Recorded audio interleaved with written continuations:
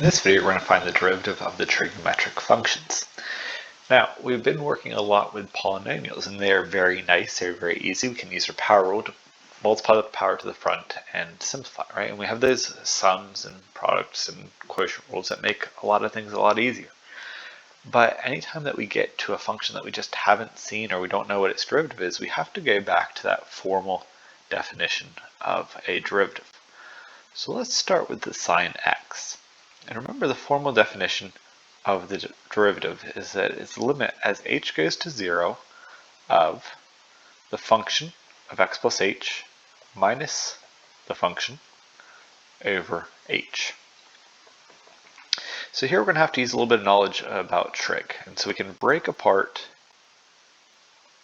this trig function, the x plus h, using our sum rule. And so we'd have sine of x cosine of h plus cosine of x sine of h minus sine x all over h. And I should pause for just a second because maybe I went through that kind of fast. The problem with the initial step is if I just try to plug the 0 in, I'd have sine x minus sine x, which is 0, over 0, which is indeterminate form, which is telling me to look for something else. And so I've expanded that out, but it hasn't really gotten me anywhere because I still have sine x minus sine x over sine of 0 is 0, so we still have the 0 over 0. We still have it in that indeterminate form, but notice the way that I have that in the indeterminate form. I have sine x minus sine x, that's giving me one of the zeros, and then this piece is giving me another 0. So I'm going to rearrange this a little bit. I'm going to take the two portions that are giving me 0 separately. I'm going to look at their limits separately. And let me go ahead and break it up into two different limits. Cosine x sine h over h. Alright, so over here on this first one, I'm going to go ahead and factor off the sine. And the other thing I recognize too is that x is not a variable in terms of this limit. The only thing moving in this limit is the h. So that sine x, I can just pull to the front. It's constant multiple as far as I'm concerned with this limit. What we have left is the limit as h goes to 0 of cosine h minus 1 over h. Same thing on this second limit where I have the cosine x is just a constant, so I can pull that to the front. I have sine h over h. Now, the limit over here is actually much easier because we had the rule that said if we have the limit as h goes to 0, sine h over h, or whatever the variable is over, the sine of the variable over itself. This thing here is just going to 1. So this one's pretty much done for us. This one, however, we're still getting 1 minus 1, which is 0 over 0. We're still getting that indeterminate form. And so for ones like this, this is when we want to get to that sine x over x format, or in this case, the sine h over h format. It's going to take a little bit of work to get there, though.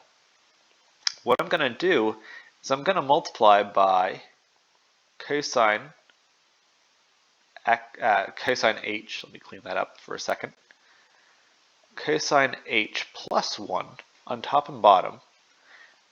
And the reason for that is going to get me to a cosine squared minus 1, which is my Pythagorean identity. I will be able to convert that to sines. Remember, our goal is to get to sine h over h. And then here in the back, we just have the cosine x times 1, or just cosine x. So I'm going to do a couple things in one step here. Cosine h times cosine h is cosine squared minus 1. That is the negative sine squared h.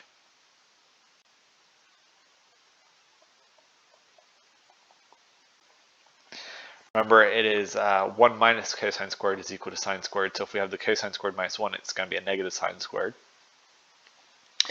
Now what I see is that I have, and I can break it up into two different limits, I have that sine h over h format. I also had the negative sine h over cosine h plus 1. I'm just choosing to break this up into two different limits. So I have that clear sine h over h, and then whatever was left, negative sine h over cosine h plus 1. And so right here, this is equal to a 1, perfect. But right here, if we plug 0 in, sine of 0 is 0. In the denominator, we get 1 plus 1, which is 2. We're getting 0 over 2. So right here, this factor here is equal to 0. So we have sine x times 1 times 0. Cosine x is still hanging around from before.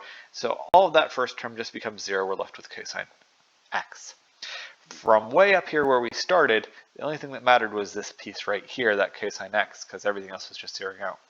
So what this is telling us, just to see it side by side, the derivative of sine is equal to cosine. That is a lot of work to show that the derivative of sine is equal to cosine. Now I want to think about something else too before we move on any further. Back in the day, you studied the graphs of sine and cosine. Think about sine. Right here at 0, we've already talked about this a little bit, especially with relation to this property right here. Right around 0, sine of x is mimicked by x. Or if we're to look at the derivative at 0, it's equal to 1, right? We can find that derivative is equal to 1. That is exactly what cosine's value is. And then if we were to look at this point right here, where at pi over 2, where sine is equal to 1, but its slope is equal to 0, that would be that point right there. Here we'd have the slope value of negative 1 at pi. Here we see that sine has a slope value of 0. Notice my graph is not perfect. What I've done is I've traced out the cosine wave here.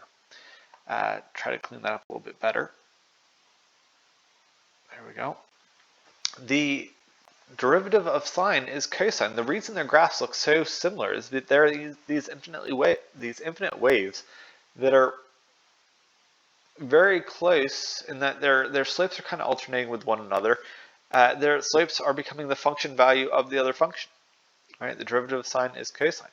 Now that should already lead us to believe that the derivative of cosine is somehow related to sine. Now is it going to be exact? Not necessarily. So let's take our derivative. Let's take the derivative of cosine and see what we get.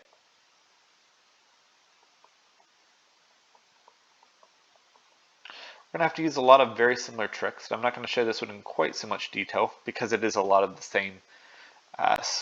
same trig ideas that we're using. First thing we have to do is we have to use our sum formula here. So remember, we actually end up with a minus.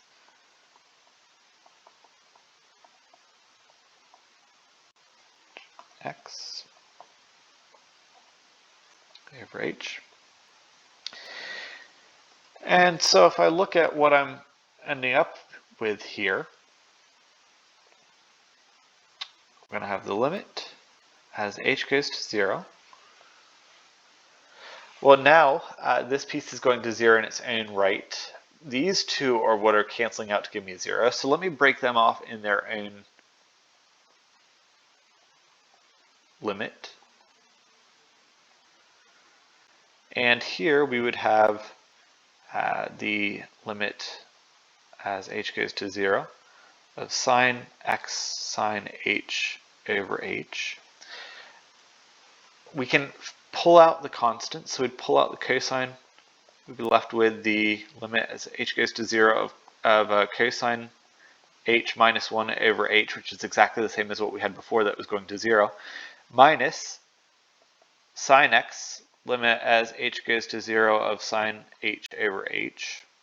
Well, that means we're going to have cosine x times 0 minus sine x times the 1, sine h over h, when h goes to 0 is just 1. That's giving us a negative sine x. And so kind of like what we were talking about before with the graphs, what we kind of expected, the derivative of cosine is going to end up being back at sine. It's just a negative sign, slightly different. We could do this for all of the trig functions. We could apply this limit definition of a derivative. But now that we have sine and cosine, remember that sine and cosine are kind of at the heart of all the other trig functions. We can write tangent using sine and cosine using quotient identity. We can write cosecant as 1 over sine using a reciprocal identity. We can write secant as 1 over cosine. So if I want to take the derivative of tangent, for instance, perhaps now the easier way to do it is to think about the derivative of the the quotient sine over cosine. I know the derivative of sine, I know the derivative of cosine, so now I can go back to my easier differentiation rules rather than having to formally derive this every single time. So if we take the derivative of a quotient, we start by saying, well, let's leave that denominator element alone, and then take the derivative of the numerator, which would be cosine x. When I add to that, well, now I'm going to leave the numerator alone. I'm going to take the derivative, and I said add, it should be a subtract. I'm going to subtract from that, leave the numerator alone, take the derivative of the denominator over the denominator squared. Cosine times cosine is cosine squared. Sine times sine is sine squared, and because we have that double negative, it actually changes it back to a positive sine squared over cosine squared. Well, cosine squared plus sine squared is just equal to a 1. And 1 over cosine squared we can write more efficiently as a secant squared. And so let me go ahead and write out the derivative of all of the trig functions rather than deriving each of these. You can do that on your own. It's a good exercise, good practice. The derivative of sine is cosine. The derivative of cosine is negative sine. The one we just found, the derivative of the tangent function, is secant squared. The derivative of cotangent is going to be a negative cosecant squared. The derivative of the secant function is secant tangent, secant x tangent x. And the derivative of the cosecant function is negative cosecant x cotangent x. So we've proved these first three now. Again, good exercise for you guys to work on the bottom three or the last three, and we can do it through a quotient and then through a reciprocal, pair of reciprocal identities. But at this point, we are just going to take these rules and memorize them, right? Like what we saw with the product rule and the quotient rule and the power rule, we can formally go about doing that derivative definition every single time like we did here. But if I give you a problem involving these trig functions, it's going to take way too long to take that formal derivative every single time. I expect you guys just to have these memorized. I want you to have all of these memorized. So that way when we get to an example where I say find f prime given f of x is equal to 3x squared minus 2x plus cosecant x. We don't have to, and let me throw a coefficient on that too just to make it more fun. 3 cosecant x. We don't have to spend a great deal of time finding that derivative. We just know it based on our rules. So the derivative of the 3x squared we know is 6x based on our power rule with our constant multiple. Derivative of 2x is just 2 based on, again, our power rules with constant multiple. We have that constant multiple of 3 on cosecant. And then because we have the derivative of cosecant, now we know that's a negative cosecant x cotangent x. We can switch that sign over to a negative cosecant x cotangent x. And it's that easy. Now, as you're trying to memorize these rules, notice that all the functions that start with the cos, all the derivatives are negative. If you look at the non-cos, they're all positive. And there's a lot of similarities there, right? Tangent and secant pair up, cotangent, cosecant pair up, secant and cosecant pair up, in that their derivatives kind of look the same. We have the secant, secant tangent versus cosecant, cosecant, cotangent. So if you can memorize 1/2 of these, I think that's a good start because the second ones kind of fall out pretty quickly from there. So we do want to have these things memorized so we can apply them very quickly.